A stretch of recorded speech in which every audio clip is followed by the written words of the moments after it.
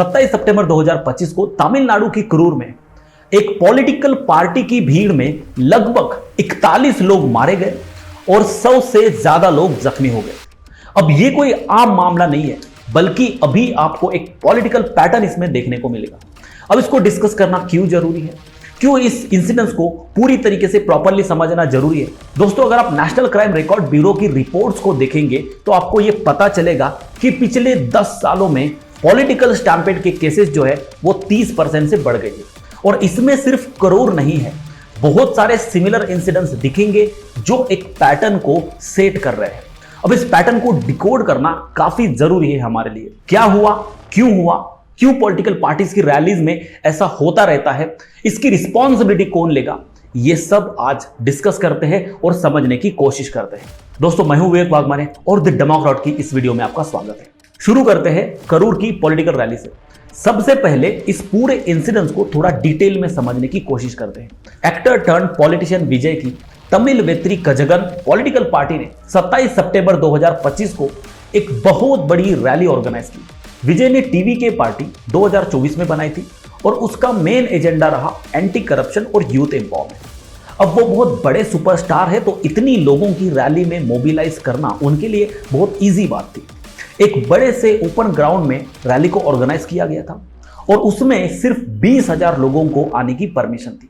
अब क्योंकि वो एक बहुत बड़े सुपरस्टार है, तो इसमें 50,000 से ज्यादा लोग आ गए थे और इस सभा में विजय थोड़े से देरी से पहुंचने की वजह से भीड़ में हलचल हो गई और उनके आते ही वो सेल्फीज लेने लगे, इधर उधर जाने लगे।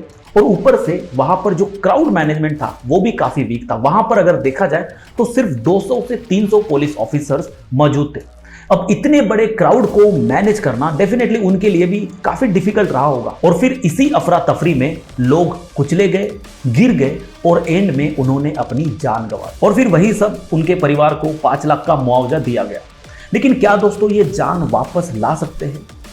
क्या इससे सेफ्टी बढ़ जाएगी? और सबसे बड़ी बात कि इस हादसे की जिम्मेदारी लेगा कौन? एक्चुअल में इसके लिए रिस्पॉन्सिबल कौन? और ये एक अकेला इंसिडेंट नहीं है। पॉलिटिकल स्टैम्पेड के मामले 2015 से 30% बढ़ गए हैं और ये सबसे ज्यादा सेलिब्रिटीज की जो रैलीज होती है वहां हमें देखने को मिलता है। अब लोगों को सेलिब्रिटीज को लेकर इतना क्रेज है, काफी ज्यादा क्रेज है, तो वो उन्हें देखने के लिए बड़ी भीड़ में लोग उमड़ पड़ते हैं और खुद ऐसे हादसे का शिकार हो जाते हैं। 2015 से लेकर 2025 के बीच में ऐसे 12 मेजर इंसिडेंट्स हुए हैं, जिसमें 3 काफी खतरनाक इंसिडेंट्स हुए हैं। 2024 में पवन कल्याण की रैली में 1 लाख से भी ज्यादा लोग आए, जिसमें हीट के कारण 50 से ज्यादा लोग घायल हुए। सिमिलरली 2023 में मंदी में कंगना रनौत की रैली में सेल्फी क्रेज लोगों के सिर चढ़ गया और 10 से ज्यादा लोग जख्मी हो गए। 2022 में सुवेंदु अधिकारी और बाबुल सुप्रियो की विक्ट्री रैली में 30,000 लोगों की भीड़ उमड़ पड़ी, जिसमें 5 लोग गेट क्रैश से मारे गए। और फिर 2019 में स्मृति ईरानी के अमेठी रोड शो में 15,000 लोग आ गए, जिसमें 3 लोग जख्मी हो गए। इसके अलावा 2018 में सनी देओल की गुरदासपुर रैली में 10,000 से ज्यादा का क्राउड था, जिसमें 8 लोग बेहोश हो गए। अब ऐसा ही कुछ हेमा मालिनी की 2016 की रैली में भी देखा जा सकता था, जिसमें 12,000 लोगों की भीड़ उमड़ी और 4 लोग इस भीड़ में जख्मी हो गए। अब अगर दोस्तों इसको हम गौर से समझने की कोशिश करें तो इस तरीके के इंसिडेंट्स नॉर्मली जहां पर सेलिब्रिटी टर्न पॉलिटिशियन या स्टार लाइक पॉलिटिशियंस की रैलीज होती है, वहां पर थोड़ा सा ये ज्यादा हमें देखने को मिलता है। क्यों? क्योंकि स्टार पावर एक पॉलिटिकल मैग्नेट की तरह है और ये भीड़ को अपनी तरफ खींचता है। लोगों को उनको लेकर सेल्फी क्रेज, उनके ऑटोग्राफ का क्रेज, उनके मूवी कैरेक्टर का काफी ज्यादा क्रेज होता है। लेकिन ऐसे रैलीज की सेफ्टी और प्लानिंग का क्या? ये सब जब इंसिडेंसेस हम सुनते हैं तो हमें ऐसा लगता है कि सेफ्टी और प्लानिंग के नाम पर बिल्कुल जीरो एफर्ट्स है। और ऐसा सिर्फ मैं ही नहीं कह रहा हूं, एनडीएमए के जो आंकड़े हैं वो भी यही कहते हैं कि 60% रैली वेन्यूज में बेसिक सेफ्टी भी नहीं होती। अब आपको पता है कि आप एक सेलिब्रिटी हैं। अब आप जब एक पॉलिटिकल रैली ऑर्गेनाइज कर रहे हो और आपको पता है कि आप एक सेलिब्रिटी हो और काफी सारी भीड़ वहां पर आ सकती है और ऐसे कुछ मेजर इंसिडेंसेस वहां पर हो सकते हैं, तो आपकी ये जिम्मेदारी है कि वहां की जो सेफ्टी मेजर्स है, वहां का जो सेफ्टी ऑडिट है, और इन सभी चीजों का आप ध्यान रखें। क्योंकि इस तरीके के इंसिडेंसेस बार बार अगर हो रहे हैं तो आपकी ये जिम्मेदारी है कि नेक्स्ट टाइम जब भी आप इस तरीके का कोई रैली ऑर्गेनाइज करते हो तो आप इन्हीं सब पास्ट से सीख के, इन एक्सपीरियंसेस से सीख के आप ये ध्यान रख सकते हो कि इस तरीके के इंसिडेंट जो है वो रिपीट ना हो। इसके बावजूद भी पॉलिटिकल रैलीज के वेन्यूज में सेफ्टी मेजर्स इतने वीक क्यों होते हैं, इनकी प्लानिंग इतनी वीक क्यों होती है कि लोगों को अपनी जान गंवानी पड़ती है। विजय हमेशा अपने रैलीज में बोलते हैं कि हमारा जर्नी चलेगा, लेकिन भाई सेफ्टी के बिना कितनी दूर तक जा पाएगा आपका ये जर्नी।